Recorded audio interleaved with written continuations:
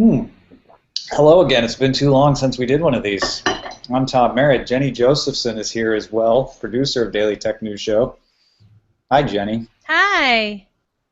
This is intentionally awkward. Hi, Patrick. Hi. DTNS contributor. I apologize, Mr. Merritt, but I believe we had just decided that my official title was, what was it again? Grand High King in the North. Grand High Inquisitor. See? Even the dogs agree. Nope. Probably another one of your packages being delivered is my guess. Yes, for you who is listening to this or watching it afterwards, I have been abusing Tom's. Don't admit it. Oh. Patrick has been very generous in buying me things. Yes. What he means to say. Wait, what is your new title, Patrick? I believe it was High Grand Inquisitor or Grand High. Yeah. There you go. Because King of the North was my previous title. Right. Last week's title, I think. So. We'll have to think about it.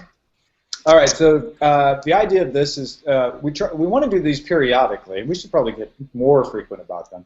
But just kind of let you know what's going on with the show. The patrons at a certain level get the early morning emails, so they're going to know most of what we're talking about already. Anybody who pledges $5 a month or more.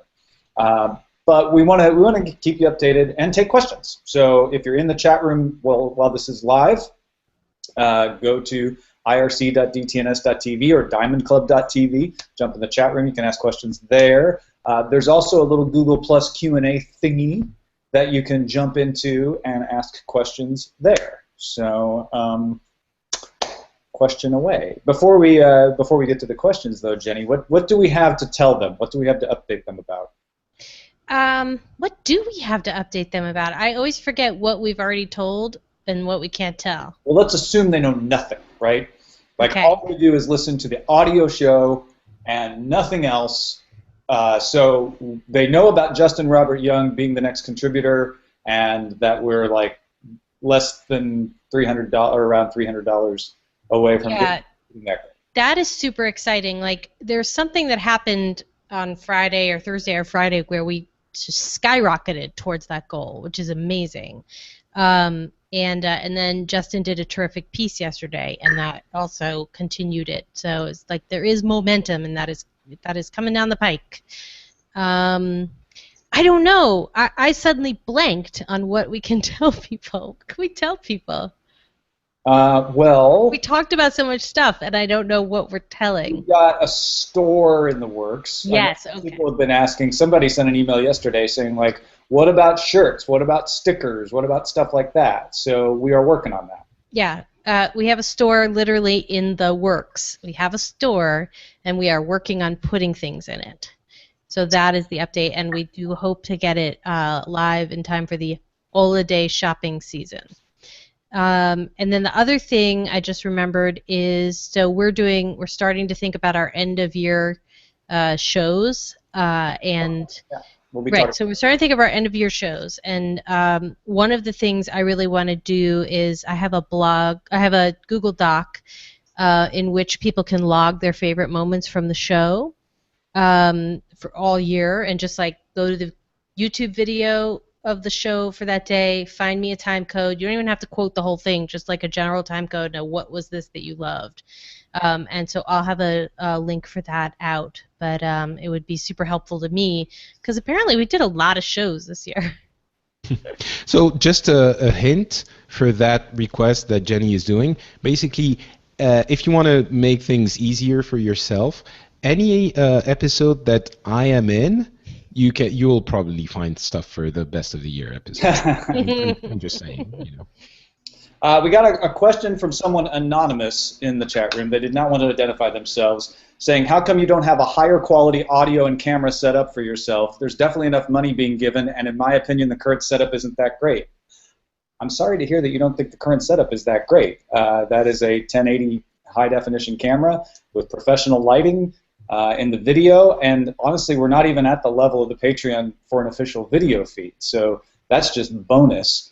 I feel like the audio is good, and we're using a Heil PR40 microphone and a Pro FX Mackie mixer, and doing some post-production levelation. So I'd be curious if anyone else agrees that they think that needs work. Honestly, my focus is always on the content and making sure that we're getting the right content to you. But I hate to see that kind of thing from somebody, because we don't hear that very often. So I wanted to address that one right out of the gate.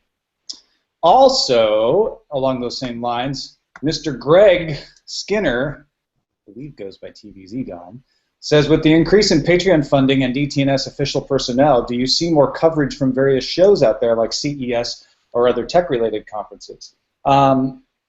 There is a level in the Patreon that includes going places, showing up in person, and that would include some conferences as well.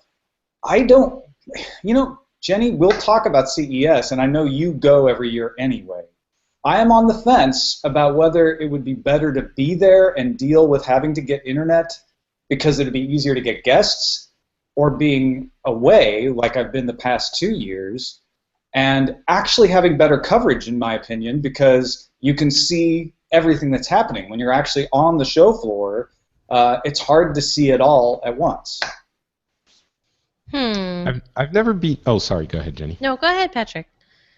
I've never been to CES, but I've been to a few trade shows in my day, and the thing is, it used to be that was the only way to get the info for sure. I mean, everyone knows this, but it's really difficult. If you've never been to a show like this, maybe you don't really realize how difficult it is to get all of the information, and not just the big announcements and the things you'll see here and there, but actually the have an overview, an entire overview of the show, and get the important information, and then having to scramble to actually do the show and gather all of the material and everything.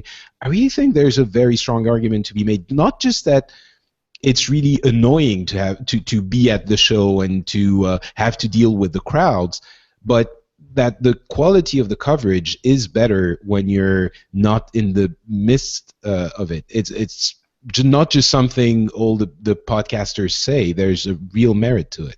And I would also add that covering an event like CES involves network level money to cover it. I mean, you can cover it like we would do, but we would probably just. You're right. Yeah. Like if you want to go out and send cameras and do interviews. Yeah, and even just put together like a piece at the end of the day. That's like one or two, let's say one camera, one audio person, because the floor of CES is such a nightmare, and then you're still doing any live portion back in your hotel room, because that's the only quiet place unless you have a stage. So having done it, I would say there is a way to cover CES, but I'm not sure we are going out there with our microphones. The way to cover CES, when you're saying cover CES in a very particular way that I understand, and you may confuse some people, we're going to cover CES, and that's going to be, at the very least, me looking at all the things that are announced every day and talking about the things that I think are most significant and important, bringing in a few things from the subreddit. It's exactly how I covered CES this past January. So we're definitely covering CES, and I feel like that's the best way to cover CES. What Jenny's saying is, if you want to cover CES in person, right, you want to go out and get quotes and segments, and like you're the originator, not the aggregator. That changes the ballgame, right? Am I right? Am I summing you up right? Absolutely right. Absolutely right. And there's also something that there's also. Oh, sorry. There's also something that happens when you're there in person with the crew and with the material, with the equipment and everything.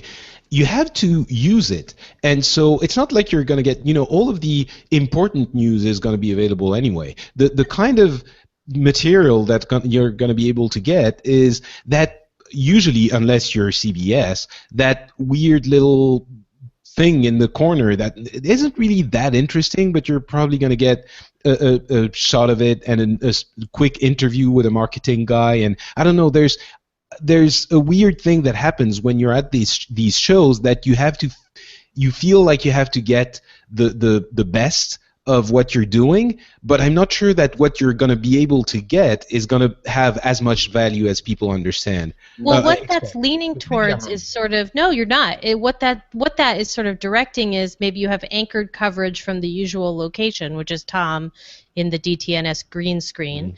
And then you have a field reporter and a producer running around with one camera and a microphone, and you fly back. I mean, you post reports. I mean, that's a really simple way to do it, so that your whole show is not reliant on the hotel wireless. You're feeding back pieces. I mean, that to me is a simple way to do it. It was John Dvorak in like 2009, 2010, maybe later, who was like, "I'm not going to CES. I can see more of what happens by staying home." And I do think he's right. Like, Patrick, you're absolutely right. The important and valuable thing about being there is finding that thing that no one else noticed that's really interesting. That's not covering the show, right? And so Jenny's got it right, which is the best balance. You know, again, I try to make it clear to people, Daily Tech News Show is not reporting. Our job is to analyze and summarize the day's news, give you some insight into it, help you think about it and understand it. We leave the reporting to people who have the budget and resources to do reporting, and that's why I'm very careful to give credit to those people when I read the headlines.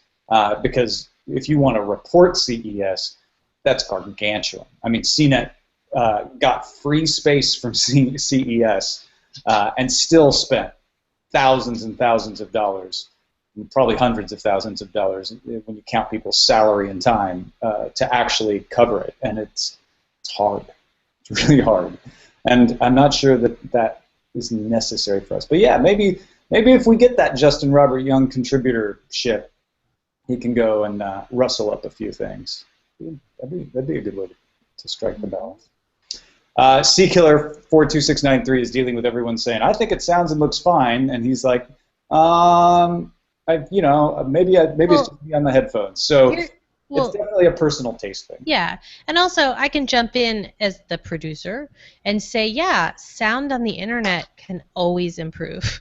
It can always improve, right? If we started padding Tom's walls with all that, nice material, and, we got a bigger fiber right from his house, a big giant fiber, and had a beautiful audio codec, and sure, things can always improve. But I think that the bottom line for us right now is, when you listen to the show as in the audio version, which is the only version that's supported right now, can you hear us? Do you understand us? Can you hear the show? And if that's good, if it's not distracting to your ability to ingest the content, then we will enjoy room for improvement. But I think, I'm really picky about audio. And here's the thing. We have two people plus a little bit of Patrick Beja. Yeah. And would you rather us spend the time understanding the tech news, getting things right, discussing how the show goes with you, or stapling some baffling to the wall to, marginally improve the sound? Yeah. I'm not saying that it's bad to staple the baffling to the wall. I'm just saying, like, we only have certain hours in the day, and I choose to spend them really crunching on the news. Our next question comes from Jaime. Why do you continue stating that your background is real when it is obviously a green screen? Well, Jaime, I'm going to pick up some things from this green screen right here. Yeah, green screen. All right. We'll never put that one to rest, but people just can't avoid. Hey guys, Tom just invented a touchable, manipulatable green screen. Isn't that amazing? Now, we all know you just built this just now so you can demonstrate it, and then you're going to go back to the actual green screen. So. Sorry, you broke up there, Patrick. I couldn't hear that one. Macady Olson says, "Why don't you answer?" I do. There we go. We've answered your question. Hey, Patrick, I have a question for you. As a producer of this show, how do you feel this is going so far for you? I mean, I know you're still kind of in an interim space before you can truly be you, but how's it going? I mean, it's pretty hard. I thought it was gonna be all, fun giggles and enjoyable times with intelligent people, but I have to be honest, it's I'm taking it pretty hard. It's difficult, and it's the most difficult part is that on Tuesday evenings for me, once I've finally gone through one entire excruciating show, I'm happy for a couple of minutes, and then I realize, it dawns on me, I have to do this again next week. I can't escape it. So welcome to my life, man. Now, obviously, it's awesome, and it's awesome now that I'm doing this after a full day of work, not being able to discuss my old-time passion of video games. So obviously, it's not like I'm going to start flooding everything with video games, but I can mention it here and there. Once this is actually my job, and I'm doing just this, which I'm now doing in addition to my full-time job, I suspect it's going to be a lot even better. But that's what I said when I first joined the show. I was listening to Tom and a fan of Tom on BOL, Buzz Out Loud, back in the day, and I've been loving the show, DTNS, since you launched it. So it's a dream come true for me. I'm loving it so far too. Like just I can't tell you how nice it is to look at the calendar and go, oh, it's Patrick tomorrow, knowing that I've got a solid guest that. Not that almost, I mean, 99.99999% of our guests are solid, right? It's that, but Patrick's here every week, right? So I don't have to explain anything. It's like, what do you want to talk about? Like today even, people probably don't realize Patrick was out and about finishing up his real job during the day, and so he wasn't able to like sit down and answer a lot of emails, but we were still able to come up with a really interesting topic. And hash it out and have what I think was a good conversation, and that's the sign of a true pro. So it eases my mind to know that I'm going to be able to have a good show without having to worry about like, oh, did we make sure to tell them to plug in the Ethernet, like stuff like that. We have a question from, oh man, I really want to get this right, Remy. It's Damaretz. Hey, Remy. Damaretz. He says, I thought you already left your full-time job, Patrick. When is that happening? Hey, Remy. That's a French name, by the way. So, bonjour, Remy. So I'm leaving in a couple of days. On Thursday, the 30th at 6 p.m. Paris time, I will be free. So yeah, a couple more days. And once I am not at my real job anymore, I'm hoping that most of the listeners to the show will know, because I'm going to start plugging the hell out of my new shows. Because, I basically, well, as you know, I'm going to be living off my internet activity, and I'm going to have another show that will be Patreon supported, and I'm hoping it's going to be successful because I want to eat. So we'll see. We have a question in the chat room from someone named Jury. Huri. Right. Question from Jury: how much would you like for Justin to do prepackaged stuff? How many episodes a week? And he says, I'm asking for a friend, yeah. Well, if we get Justin, we would like him to be on the show once a week, and then prepackaged stuff, we should just figure that out separately, because, I mean, if you're on the show and you do a prepackaged thing, that could be cool, or it could be kind of weird, like, but you're already here, right? Although that's, there's precedent for people to do a package and then be in the studio to do follow-up questions, so I don't know, it's a good question, but we'll definitely like once a week, for sure. Jenny, do you have any extra thoughts on that?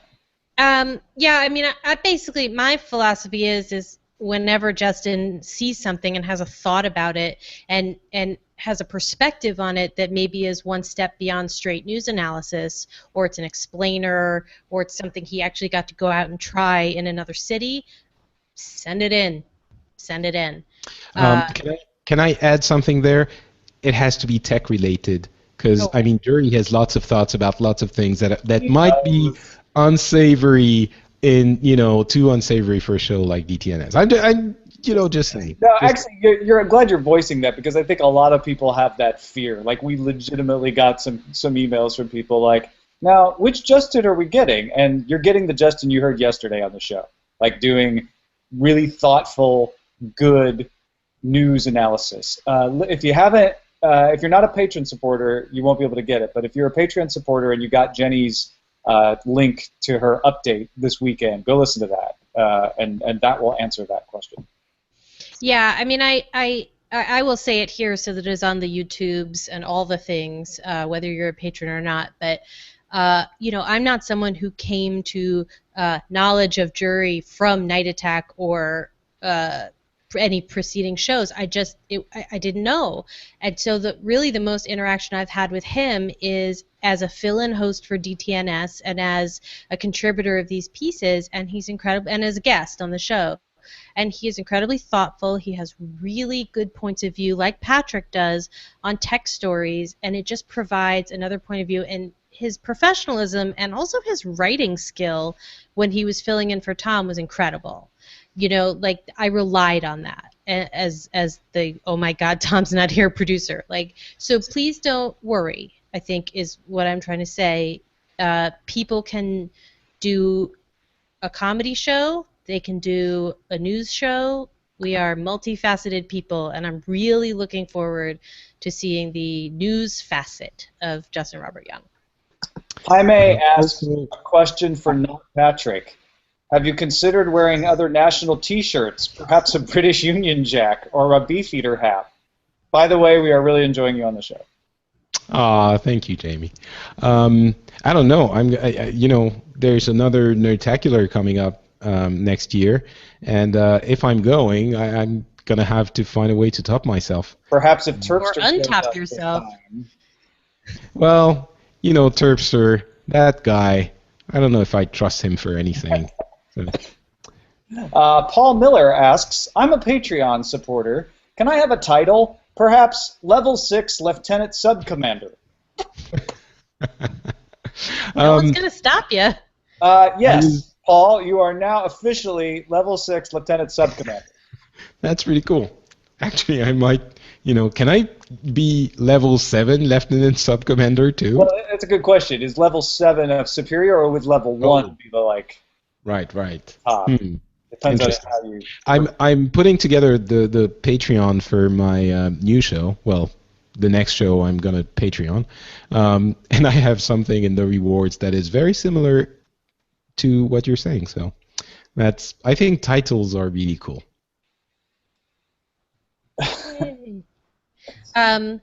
Did you see the one in the Q&A that I really liked?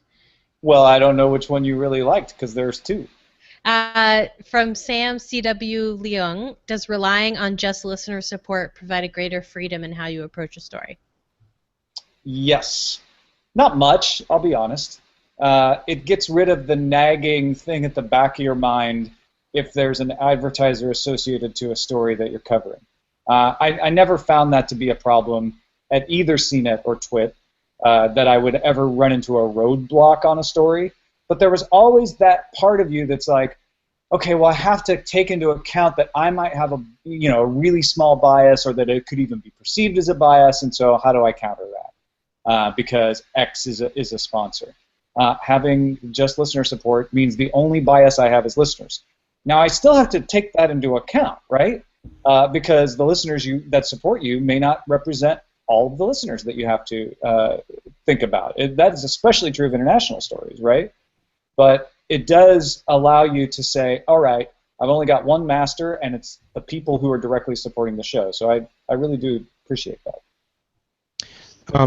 There's also, as a Patreon supported podcaster as well, there's also something a little bit strange that happens in the freedom department.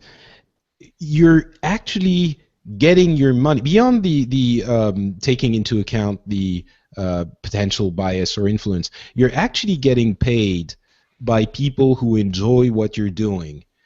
And that sort of means that you are able to do that to the fullest. Like, this is what people want, right? And people don't have to pay. Anyone can listen, and they don't necessarily have to pay you. But when they do, it means that they enjoy the content you're putting out there. And of course, you have to be vigilant. You have to be serious and consistent. But I don't know. It changes a little bit of the way you perceive the show. At least it did for me. It did free me a little bit, not in that I didn't have to rely on sponsors anymore, but that you guys are the ones who are my generating my revenue. So I don't know. There's a little bit of a different perspective there that is also that changes your approach to the show, I think. Yeah, even if you forget the advertiser thing, I think you're right. It just makes you go, I am talking directly to these people, and they are the ones making the show possible. So I feel even more responsible to them. Not to be irresponsible, but I'll be right back. I got 3 missed calls from my husband, which is like, you better call back. Please stand by. Okay. Let's see. Jackie Hearn has a question for Sebgons, actually. Can we get a second run of Merit Militia T-shirts? Actually, with our new store, maybe we'll talk to Sebgons about doing a design and putting it in the official DTNS store. It's a good idea. We should totally do that. Sunbun has a broad question out of the chat room. I dig the format and pace of the show. Have you thought about experimenting with that at all? I actually am always experimenting with the show. I mean, if you go back and listen to a January show, you'll definitely notice that things have changed. We are making fewer changes lately because we feel like you do, that the format and the pace is pretty good. But I'm a big believer in forcing yourself to sit down in regular intervals and look at what you're doing and go, okay, what could we do better? Let's not fix it if it's not broken, but are there little rough edges that we can polish and stuff like that? Agree. I like Big Jim's question. I always like the guy that throws the softball question because I was always the girl that threw the softball question. What do you need from us to move things forward and go to the next level? That's not a softball question. That's a really difficult question. Or it's a question that we answer every day, right? You could look at it both ways. I mean, I am also a big believer in sustainability, not growth. Not growth for growth's sake, put it that way. I mean, my goal is to create a really good daily digest, helpful summary of the news in technology that makes you feel smarter, that makes you feel like you're the one in the room who knows a little bit more about what's going on in technology. And everything that I do serves that end. So I want to come with the next level for me is just making that better. I think sometimes we get too caught up in numbers or money or influence as the metrics of success, and we end up making poor choices because of that. And I don't want to do that. I want to make sure that what I'm making is good, and everything that I do only makes the show better. Now, that's not a smart goal, right? It's hard to measure success when you're saying things like that. So that's why it's important to have that direct relationship with the audience, so they can be your measurement tool and say whether they think you're achieving those things. But to take it to the next level, we just need your participation and feedback. That participation includes Patreon support, but it doesn't mean only Patreon support, and it doesn't even mean that you have to do Patreon support. It means just letting us know back, even if it's just a couple of votes in the subreddit, how you're feeling about the show. I feel like that's the kind of stuff that I live and breathe on. Emails, voicemails, those cool things that people are sending for the beginning of the show, Patreon support, donations from PayPal, all of that stuff. That's how we make the show be a community, not just a big thing that is out there to be a thing. Does that make any sense? Yep. Let's see. Do you think there is such a thing, this is from Jaime, as Patreon fatigue, and how can you deal with it? Consult your doctor, Jaime, but if you are suffering Patreon fatigue for more than 3 days in a row, cut back in Patreon donations. It's okay. Yeah, it's interesting. Of course, there's something about that is absolutely true. And with as many people in our circle, like Justin and Andrew Main and Brian Brushwood, Scott Johnson, launching Patreons, that could be a problem. But it's also positive. I heard Justin Robert Young talking about this the other day. I think it was on the Weird Things podcast, where he was saying, look, what we're providing you is choice. You get to decide, like, what are the things you like the most and support them. And so, in a way, if you're starting to feel Patreon fatigue, just take a step back and realize you don't have to support every single thing. Just support the things that you can and that you want to. I also think there's sort of a preconception from the podcasting audience that this is, there is going to be churn. Some people are going to, support the shows through Patreon when they can, and then they're going to stop because they're sick of it or they can't afford it anymore, and that's fine. That's the way it works. That's why the system is so cool.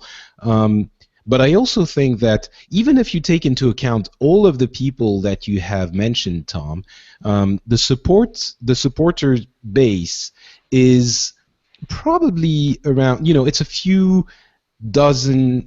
a couple of dozen thousand people, right? On the scale of, let's see things, on the big scale. On the scale of the world, that's not a lot of people. I think there is enough potential supporters of podcasts to support all of the shows we're all doing and a lot more. And I think there is something about the podcasting medium that has stood the test of, the past 8 or 10 years, that it is a small niche maybe, but it is there to stay, and it feels a format that is enjoyable that could be enjoyable for more people. So I guess the way I would answer your question is, some people will come in and get out, and that's fine, and others that are already listeners might show up to replace them. But also, I think slowly and steadily but surely we might bring in more people to the podcasting universe. And that might be a way to expand the range of podcasts and of types of shows and of interests that are supported by the listeners as well. Everything that's being, people are seeing the market, quote unquote, of podcasting as it is now. I don't think it has to stay like that forever. It can expand. Yeah, agreed. Yeah, and the other thing I would just say is that, like, hey, if you're the people who got us through our first couple of months while we were ramping up, but you can't donate anymore, thank you. Like, thank you for doing that. Like, you made us possible. Like, people give when they can, and if they can't give, Tom's always talking about how there are so many other ways to support the show. Even if you just tell another like-minded person about it, that to us is incredibly valuable. So that's just what I wanted to add. In addition, Myra says, can I watch your show but support Cord Killers? That's what we're saying. Yeah, of course. Anybody can watch both and not support either one of them if you want to. It's up to you.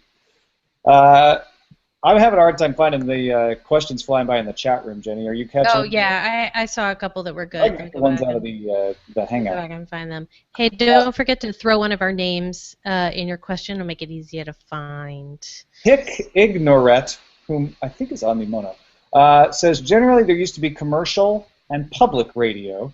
I see Patreon-style funding as a new avenue for content and broadcasting. What does this mean for growth, promotion, and scaling as a new model? Well, actually, Patrick, you just touched on some of that, and I touched on some of that earlier as well. But, yeah, I feel like we don't really know where Patreon funding can take us. Is this like the big enthusiastic beginning that then fades as it becomes not novel anymore? Or is this sort of the beginning of a sustainable model that allows these niche programs to flourish? Or does it like take off into some huge new way of funding media? I don't think anybody has the answer. That's what's so cool. It is very exciting, and as Tom was saying, we really don't know how it's going to turn out in a couple of years even. Wow, I'm really scaring myself saying this, but I do think there is a hint that this could provide an alternative to the ad model, the ad business model that we've seen for the entirety of the internet over the past 15 to 20 years. And obviously that doesn't mean that there is going to be that it's going to become the model for everything.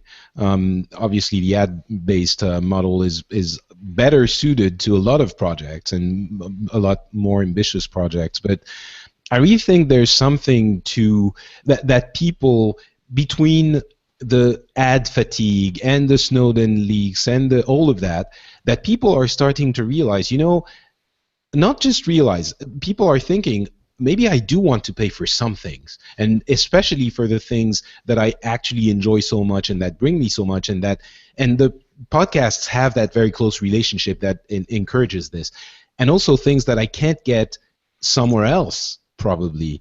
And with all of this put together, I think there is, beyond Patreon even, a possibility that we're going to see not crowdfunding, but user or listener or viewer funding become one of the ways that you can fund these kinds of enterprises as an alternative to the ad model. Oh, go ahead. Oh, no, go ahead.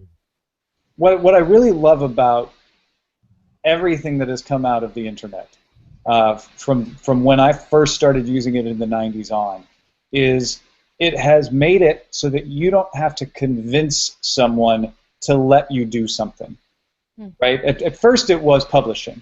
Like, I don't have to go and convince someone that I'm good enough to publish something. I can go to the internet and do it.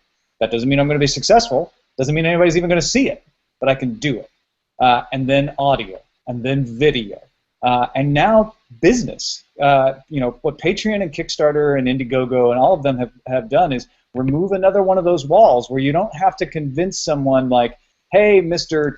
Gatekeeper, let me into your gate so that I can do this thing, right? You have to convince people that your stuff is good, and with Patreon and Kickstarter, you have to convince them that it's good enough to kick a few dollars. But it's a whole different proposition to do that than to say, like, get into a big corporation or get a venture capitalist to fund you or get people to buy your stock.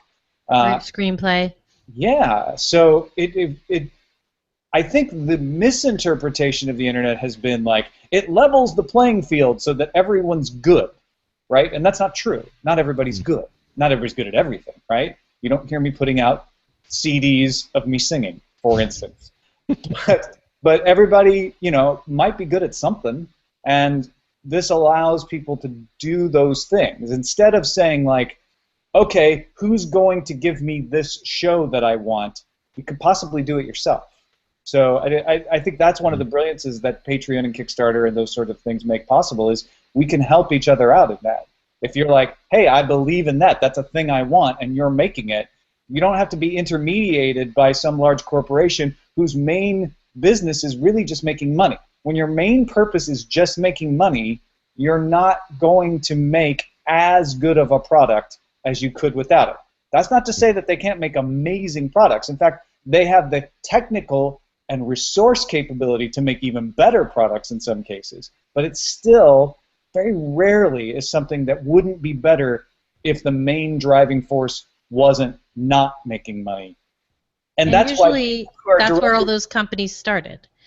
People who are directors of movies that you love are so impressive because they've worked within a system who is working against them, right? They're trying to crush their dream, and they fight and get their dream out there anyway, in the face of someone who's like, well, really, but the thing that makes money would be this, this, and that.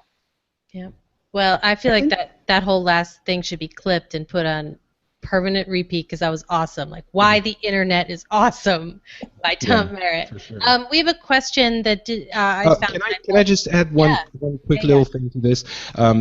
It's almost going into the philosophical debate here, but there's also a thing about scale with Patreon funding and crowdfunding, where for a large corporation or even a regular-sized corporation to put out a product, especially with the ad revenue business model, you have to go to such an incredibly huge scale that it makes some things a lot more difficult or a lot less valuable, or it changes the way you approach the product.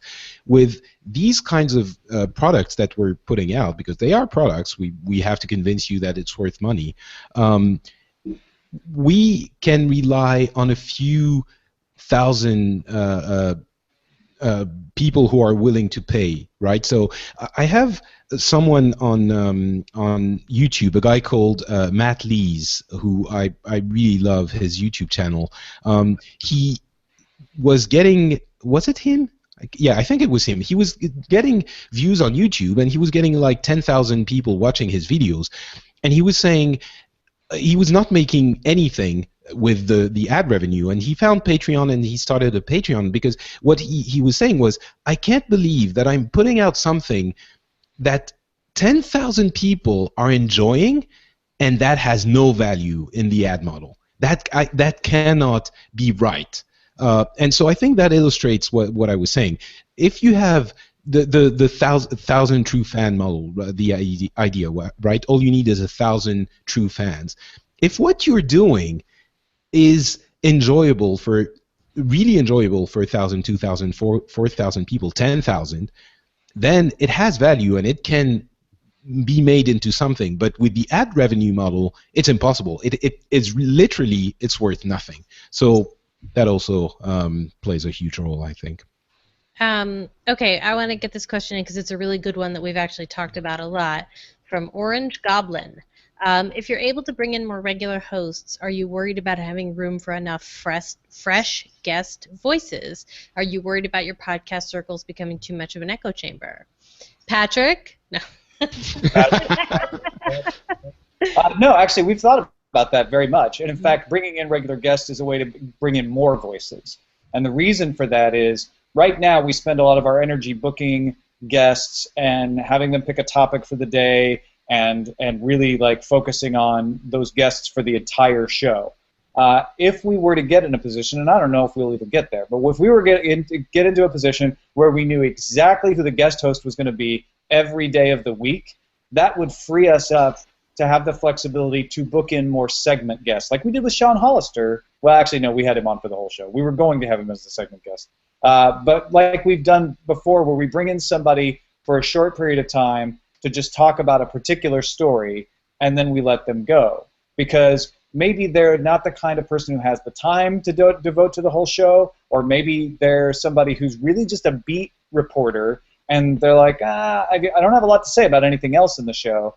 And so we wouldn't normally book them for an entire show, but we can bring them in because they covered that one issue and they know it really well. Yeah. And in fact, there are a number of people that we have booked previously on this show who have said, listen, I would love to be on, but I don't feel comfortable talking about all the headlines of the day. Yeah. It's just, they cover one thing, or they've just dug so deep into a specific thing for an article that's where their head is. And if we can get them on and promote them for that, that's great because they bring so much, but without having them feel like they have to carry a whole half of a show. Joe asked, will there be a Patreon level to hire Sawyer and or Django as roving reporters? Rovering reporters, I think is what you meant. Those are my dogs. Do you really want this one as a roving reporter? It's not looking very roving right now. No. See? That's just not a lot of rovering over there. So I don't think that's going to happen. No. Sorry, Joe. I have another question from Dark Redeemer. Oh my gosh. Any idea for additional pledge levels beyond $1 and $5 to help spur greater support from patrons? The content should spur most support, agree. But more tangible rewards may help others put more of their money down, to which Tom and Jenny say in unison, as long as we don't have to mail anything. We do talk about that regularly, and that is usually what we come up with. Like, well, as long as you don't have to mail anything. Yeah, we want to come up with more levels, but it's not a priority necessarily. It's more of like we want that right idea. And you guys were joking around about giving titles and stuff. That's something No Agenda does, and I don't want to just. I mean, I'm already copying the entire model of value for value from No Agenda. I would feel bad like copying the knights that they, the knighthoods that they bestow. But we want to come up with our own version of something like that. And again, something that doesn't take time away from actually doing the show, and allows us to still, give you something worthwhile at the same time. Mm-hmm. This is another good one. Saucy Rossi says, Ace, detect any chance for some big-name guests for long-form interviews on a Sergey or Ive level? To which Jenny says, I just asked that question. And I said, go book them, Jenny. Yep. I will say something and then Tom will say something, which is I would love to see Tom interview all those people. I think that would be great. And then Tom will jump in with what he said to me when I said that. Well, you asked me right after vacation, which was the worst time. Like right after I got back, I was like, I don't want to add one more thing to my plate. And I was thinking about it at the time as sort of like, what if we did a weekly interview like that? But no, at the same time, I'm like, yeah, if you can get the chairman, if we can get Tom Wheeler to come and sit down, if you can get Sergey Brin to sit down, we definitely want to talk to him. We do want to do more of specials along the lines of the interviews that we've done. We've done 2 of them now, right? Or am I imagining that? Have we only done? No, we did one big long hour one. Right. We did something else, and I can't remember what the something else was. That's the second one I'm trying to think of. Yeah. But yeah. So yeah, in theory, absolutely. Yeah, and I think just to answer more specifically, that would go into the category of Jenny's Q1 2015 goals. Like right now, my head is definitely very much in getting to the end of the year and doing really good work to cap up our first year, and then the second year is like, all right, how can we grow? What can we do in a sustainable way? And that seems like a really good thing. And man, my reaction in September really still was like, oh my gosh, I have no time to do anything because I have so much going on. I want to do this, but I don't want to add too much.